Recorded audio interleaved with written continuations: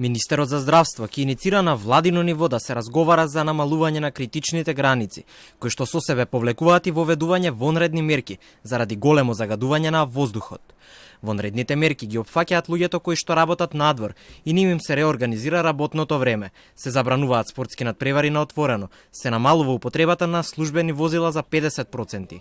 Во овој момент, границата дефинирана во правилникот на Министерството за животна средина е 175 микрограми PM честички на метар кубен.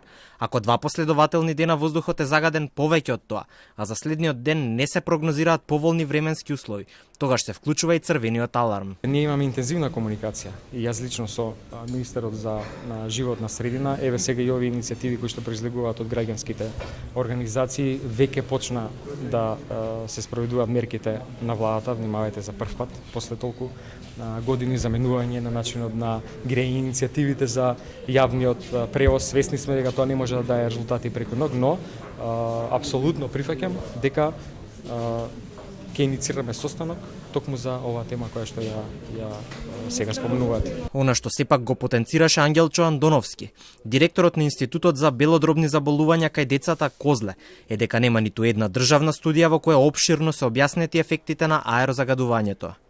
Тоа што постои како научен труд е сработено само иницијативно од докторите, кои што се ентузијасти за тоа и самите се ангажираат. Во Козле секојдневно има 100 пациенти на преглед со потешкоти и поврзани најмногу со загадениот воздух.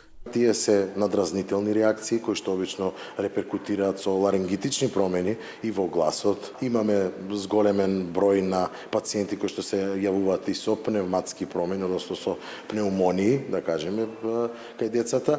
Аерозагадувањето се дискутираше и на Советот за безбедност кај председателот Пендаровски.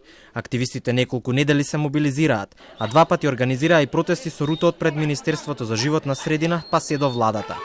Една од главните мерки на владата е субвенционирање на еколошки начини на грејење со инвертер клими, а доделувањето ваучери ќе започне од следниот месец.